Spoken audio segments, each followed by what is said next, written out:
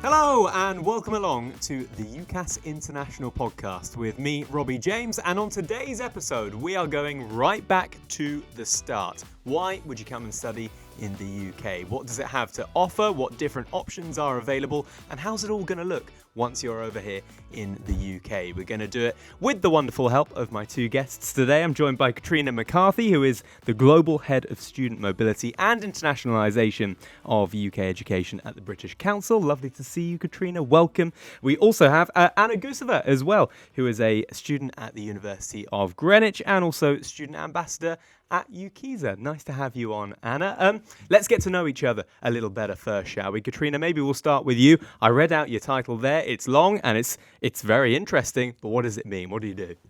So I've had the real joy and benefit of working in support of international students making informed choices about UK education for the last 23, 24 years.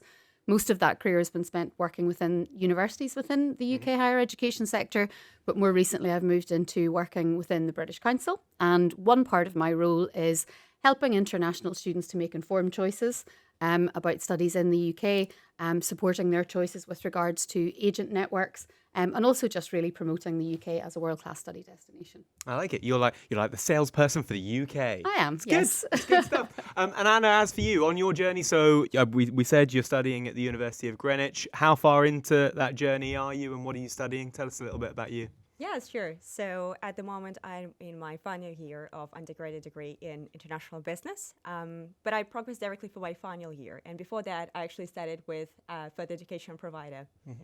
So I did my HND. So yeah, I mean, it's going pretty much exciting. And my role at UKISA is actually somewhat similar, I guess. But so the UKISA, right, it's like the national advisory body. And then my role predominantly revolves around raising awareness of unique challenges faced by international students once they come to the UK. So probably quite the opposite of what we're going to do today. But yeah. Great to have you on. Yeah. And so talk to us about the whole point of this podcast is basically to discover why you'd come and study in the UK. So let's get straight into it. And for you, Anna, why was the UK an option in the first place? Oh, let's see. So I first visited London in 2018. That was the time when my mom was doing her master's here. Right. So I came to visit and I quite literally fell in love with the city. But then also when it came to kind of like consideration of UK as a study destination, I mean, there was a wide range of factors I took kind of like into consideration. I mean, from healthcare, kind of like provision, to career opportunities, to sort of like academic excellence, like quality of education, right? And how widely recognized degrees are generally, globally. So yeah, I think that these were the main reasons. I love that. I love that your mum was here as well. you sort of came and saw her son, and you're like, yeah, you know what? I want to do a bit of that as well. That's really nice. Katrina, in terms of sort of the main reasons that people come and study here, is there one that stands out, or is it a mixture of multiple factors? I think it's all of the things that Anna has mentioned. The UK degree is kind of broadly recognised for a whole range of key features. You know, really high quality academic standing, really well respected globally, really strong sort of quality control frameworks within the UK, which although the sector is very varied. We've got 4 nations across the UK, and there are slight nuances across each nation in the way that universities operate their degrees, but all subscribe to a really common quality framework. I suppose one of the other things to mention is that actually, you know, Anna's here as an international student. She follows in the path of her mother and many, many other international students who have come to the UK. And what that does is create a really diverse, multicultural, vibrant learning environment within UK universities. And I think that's a really attractive feature. But I suppose one of the things that I would say is that those are common features. But for students like Anna and for many others who have come, what's attractive about a UK degree will be very individual to them. So it depends on what you're looking for, the type of place you want to live in, the sort of environment you want to be in, the sort of subject that you want to study. And so it's really important to look at things more broadly and consider those sort of headline features of a UK degree, but also to drill down into what's best for you as an individual as well. So at that point, Anna, what was best for you? What kind of things do you prioritise? Oh, well, that's a difficult question, especially as, again, studying in the UK now, almost 3 years in. I feel like I can comment on many positive things. But I think for me, it's probably career opportunities that are available here. So because I feel that within the past years, the focus of education has kind of shifted towards securing good job, as opposed to, let's say, building your career only in academia, because not everybody is willing to pursue PhD. It is quite demanding, but yeah.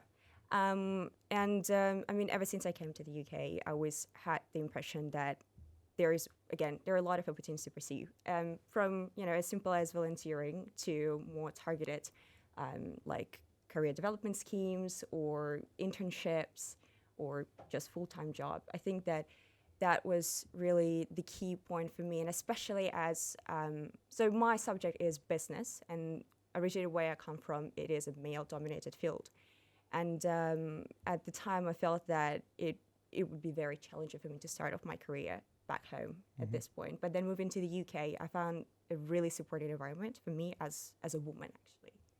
So yeah.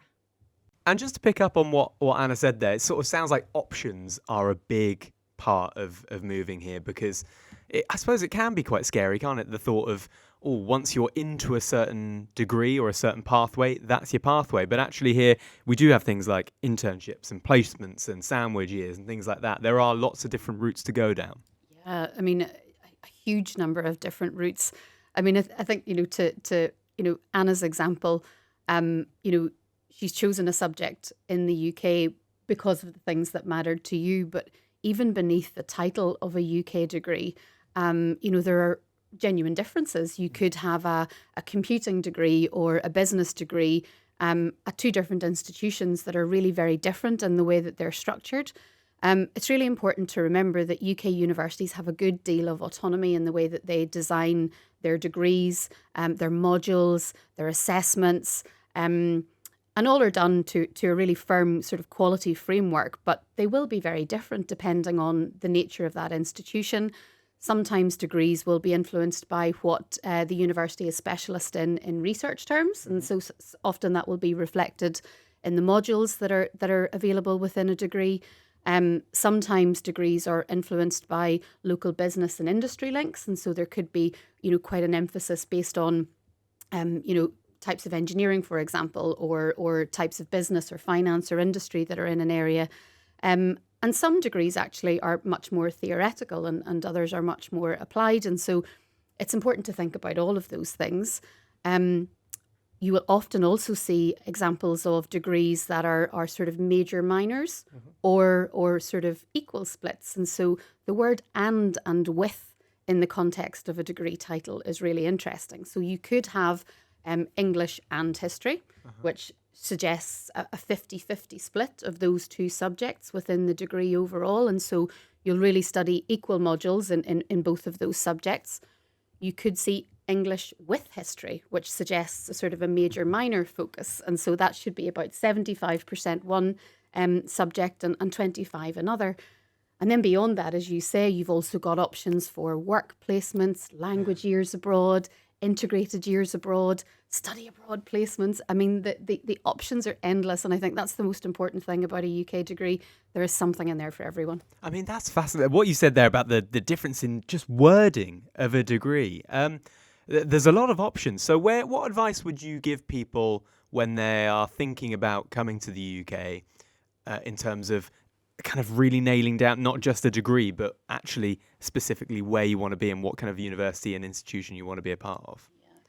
I mean, the one thing I would say is that, UK universities, as well as organisations like the British Council and UKISA, and indeed UCAS, invest a great deal in trying to help students to make informed choices. And so, there's lots of information out there. as a rule, UK universities are committed to transparency. And so you will always find clear and honest information about anything that you wish to study. And so make sure that you access those resources. It's always good to talk to friends and family who have studied overseas, often overseas as well. International students will use the services of overseas agents or perhaps schools counsellors. And those are individuals with training, with specialist knowledge, who will be able to guide you through some of the more complex choices. But, there are lots of course search tools out there. So if you visit the Study UK platform, you can get some really detailed information on institutions, courses, locations, and really drill down then beyond that into the modules that are available. But, generally there's a wealth of information out there. It's just really important that you spend time, investigating what it is that you'd like to do, and making sure that you give yourself sufficient lead in to sort of mull over choices. If you're lucky enough, some students will get the opportunity to visit university campuses before making their final choices, but often they will also run virtual events and open days and information sessions. And so try and access as many information sources as you can. I mean, you were nodding away there, Anna. I imagine you would have got some time to actually come over, like you said, when you were visiting your mum and things like that, to see the unis for yourself. What, again, from a sort of student perspective, what advice would you give to those other students listening and watching, thinking, you know what, yeah, maybe the UK, what more do they need to do to try and research what's good for them? I see. Well, that's a good question, actually. Because beside probably subject choice, I feel that university choice is very important. And generally, getting yourself very well acquainted with, as well as just ranking what facilities and like what opportunities does specific institution offer in place. Because I feel that, you would probably like to make most out of your study abroad experience, right? Naturally involving in either societies, or again, industry placement. So if your university of choice has great links and connections or is very active in terms of, again, on-campus kind of like engagements and activities, I think that would be the key point in terms of your decision. But then also for subjects, again, generally, I feel that UK has a very specific flair to its like kind of like education style.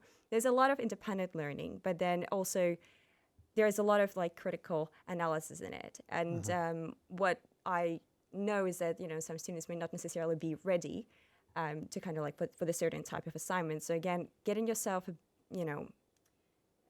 like being aware of what exactly you may expect once you get here. Sure. I think that is also very important. Go on. I was just going to comment, I think, on that. You've made a really important point, Anna. So often students are guided by league tables and, the sort of the hard facts about a university. But, university decision making is both a heart and a head exercise. Which is so hard to weigh those up. It is, and especially when you're making those decisions from afar. But one institution that I worked at many years ago, we used to survey new students when they came to the university to ask them why they had ultimately chosen the institution. And of course, we got lots of feedback on opportunities to study abroad and things like league tables or the detail of a programme. But lots of students said it simply felt right. And so that really comes down to that individual choice. Universities are different. The locations they're in are very different. You have campus universities where everything is contained in one place. You have city centre universities where you're really in the heart of the city. You've got some very large institutions. You've got some really small and specialist institutions. And so it's really about choosing what's best for you in a place that offers you space to enjoy the things that you enjoy most in life as well. It's not all about study. No, absolutely. And is that where the internet's great and you can find those facts and those league tables on the internet, but also things like forums and finding people to talk to and stuff, Anna, and like those people that you can actually try and get that feel from instead of just the hard facts? Yes, definitely. And I feel that the fact that a lot of universities have their ambassadors, right, or people that you can potentially get in touch before making your final choice really helps.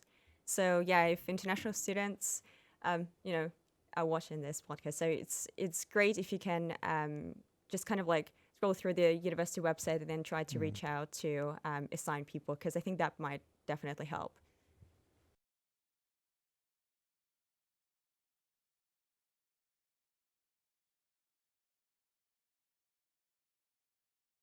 And in terms of the kind of extracurricular stuff at university, we do have a really good reputation actually for things like societies and other options and volunteering that you can do outside of university. That, I imagine, was that kind of a big part of your thinking as well when you came over, Anna? Yes, definitely, definitely. And I mean, now in my final year at the University of Greenwich, I do have quite a lot of engagement. So I'm doing mentorship scheme, for example. It's in politics, so it's a bit different to my degree. But then it's also another good point about education in the UK, because I feel that a lot of subjects work well with one another. And then if you, let's say, do your undergrad in one area and then you'd like to do masters in completely different field, it's totally possible. Here again, that's not the case, for example, back home. Like you would need to, it's sometimes I think can be quite daunting, making your career choice at the age of 18 without, good possibility of changing it, in your like later years. But yeah, it's not the case in the UK. So, and then I mean, beside mentorship scheme, I was involved as a volunteer at the London Global Convention, which was, major event also held there. And That's cool. yes, cool. yes, it is very exciting.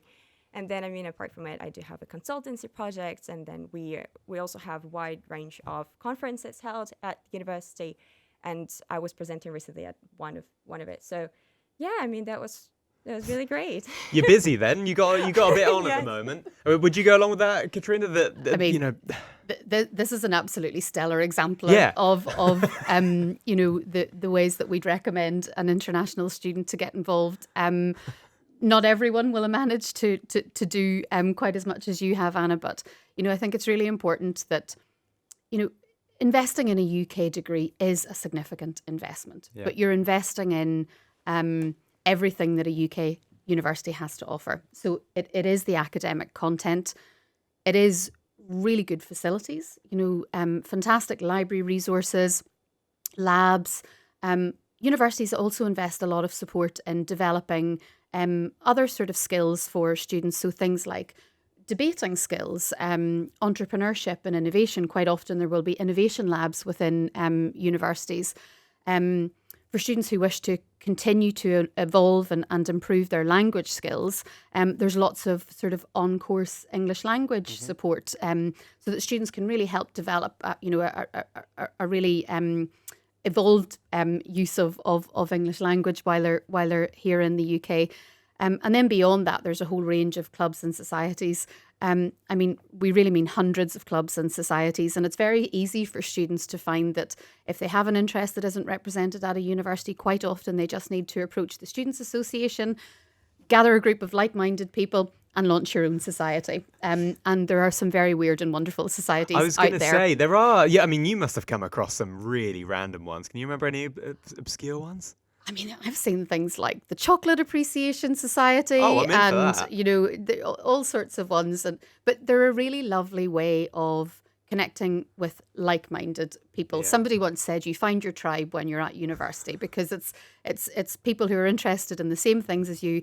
Sometimes it's national groupings because you celebrate holidays and festivals and food and culture, and often bring in other cultures to enjoy that as well. Sometimes it will be sport, sometimes it will be a pastime like photography or dance, and then in other situations it can simply be a book or some sort of food like chocolate. But there's something for everyone. Yeah. Right, as soon as we're done with this podcast, I'm signing up to the Chocolate Society. Okay, I don't know what uni that's at, but I'm going to hunt it down and I'm going to find it. So Katrina, Anna mentioned that you can kind of do a master's in anything. Is that always the case, or do you need to have done like a specific undergrad degree? So I think there are broadly two types of master's level courses within the UK. There are those that will offer almost a conversion from any degree into a particular discipline. And so sometimes you will see students coming in from an arts background, but maybe studying a master's in business, for example. And so quite often there, it's the level of academic qualification that's important. So you need generally a 2-1, for example, and that means that you can go on and do your masters. There are then masters that are much more specialised, and that's about progression from your undergraduate degree. And so taking what you've learned from either your 3 or 4-year undergraduate degree and then studying that at a much more specialist level at masters. And so for that type of course, you definitely do need to have a relevant undergraduate degree. The key thing is do your research, make sure that you understand what subjects you need in order to get into your master's course. And I suppose the benefit generally of a UK master's is that it is mostly only 1 year, and that's a really efficient way to get a master's qualification compared to a lot of other national systems. Once you've made the decision to come to the UK, what is next? How can you prepare yourself, Anna, for what is gonna take place in your life for the next few years? Wow. What did I do at the time? I feel that Other than pack and pack well. yes, true. A jacket. Yeah. An umbrella as well. Well, I feel that I feel that there are, let's say, 3 areas where you can prepare yourself. So the first one is kind of like academic excellence. So usually despite the obviously going to be, for example, like introductory year, right? Where, the teaching staff is going to introduce you to all the like academic writing, challenges or any sort of key considerations, plagiarism policies as well, and things like that. I think that it's still better to be prepared well in advance. So if you find anything like a suggested reading list, I think you should go ahead and do it. To kind of like this, scroll through it. And then also for, let's say, career opportunities, I think that it's always good if you know exactly what you are interested at the moment. Maybe not just necessarily 5 years ahead, but what are the opportunities that you'd like to engage yourself in whilst at university. It's always good if you can check, for example, any like business enterprise hubs if you're interested in entrepreneurship, or if you'd like to, I don't know, if you're interested more like in finance, again, check out what societies you can join like well in advance. And then the third one is just making yourself aware of the area where you're going to reside. So again, basic information about the city, maybe a bit of, culture, history. I think that would be very helpful.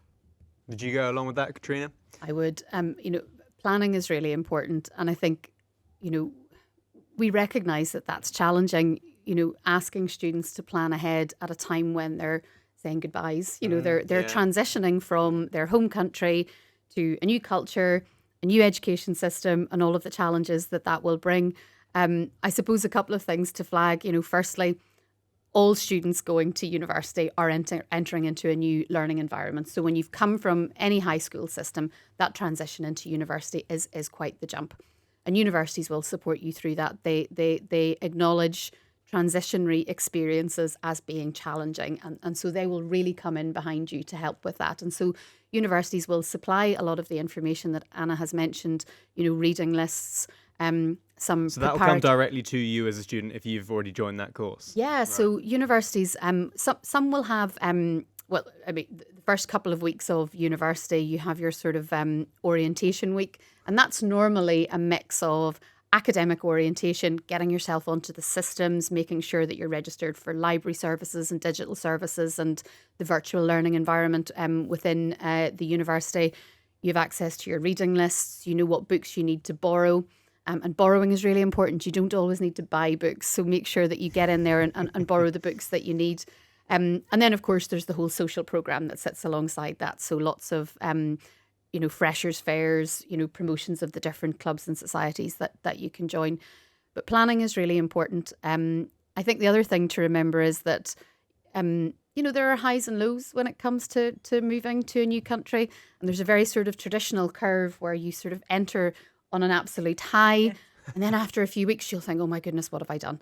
I'm really far away from home. And that's where having committed to societies, really getting yourself embedded in the place helps, because that brings you through that period where you might start to feel a little bit homesick and unsettled, because having people around you who are going through the same experience, or local students who can help you through that, and get you back up into that position where you're really making the most out of the experience that you've committed to within the UK.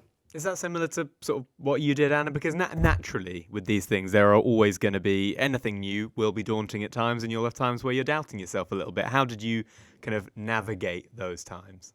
Yes, well, I'd say that my experience was probably a bit different, let's say, as opposed to someone who is coming to the UK for the first time, right? Because I Sure. traveled quite a few times to London specifically, I mean, before making my final choice. But then, yeah, still, I feel that after probably not a few weeks, actually, after, several months, I not necessarily had doubts about my choice, but of course I felt a bit isolated, as it usually happens. It's just honestly kind of regular experience actually of international students. It doesn't have anything necessarily to do with the UK as a study destination. That's something that I guess you experience again, stepping into the adulthood, being away from your home country.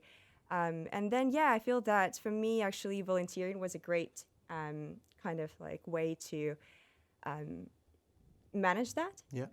And again, involving myself on campus. So I think that, I was this like a college ambassador at the time. And I feel that it really helped me to connect with individuals and then, navigate my way. And actually, what you've described there is a level of resilience that employers really look towards in the future. So, it's really well known that international students take on a much greater challenge in transitioning to a new living and learning environment, new culture, and being able to journey through that successfully and come out the other end with a degree says a lot about someone who has Yeah. managed to navigate those challenges. And so the resilience that you achieve through that sort of journey, I think is really well respected further down the line as well. That's a fascinating point, actually. If you're an employer and you're looking at through students and loads of applications, and you think, well, hang on, they've moved halfway across the world, wherever it might be they've come from,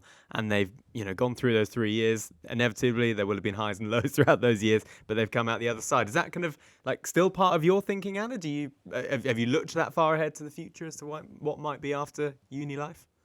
Yeah, it's true. I mean, although right now I'm kind of thinking of doing master's degree first before Yeah. venturing into the world of work. But then, definitely, I think that in terms of employability, this sort of experience and exposure is highly valued. And I think it's even better if you have an option to study abroad while studying abroad in the UK as well. So as abroad from the broad. Yes, I see what you yeah. mean. A secondary abroad. Sure. I think, that it gives you like extra credits, I think.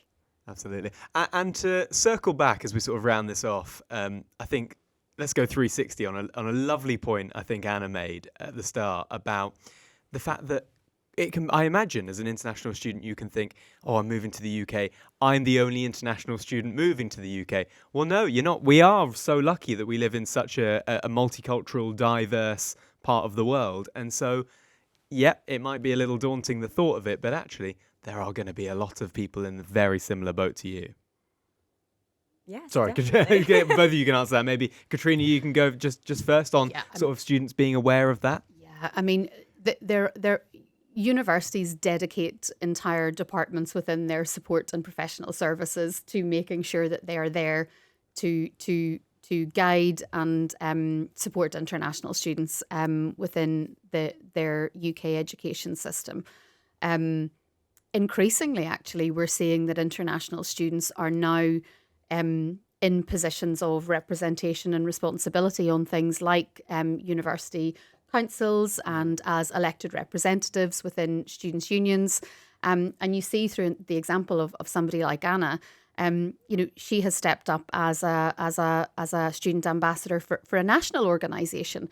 And so all of that is around the importance of, first of all, international students sharing their lived experiences with other international students. And so that sort of authentic voice, Anna being able to share her experience with an incoming international student and tell her what it's really like from a student perspective is really important. And so it's important that you feel part of a community and part of a, I suppose, a trajectory of students who have had similar experiences over time. So talk to students Connect with clubs and societies, because that's where you will find people not only from your own nationality, but from other nationalities with whom you share other common interests. Universities are a brilliant place, because what you're really doing is building networks for the future. It's really important to remember that, you journey into a degree system thinking about only the degree. Anna will probably tell you that quite soon into your degree, universities will start to talk to you about employment and what comes next. And Anna mentioned that earlier.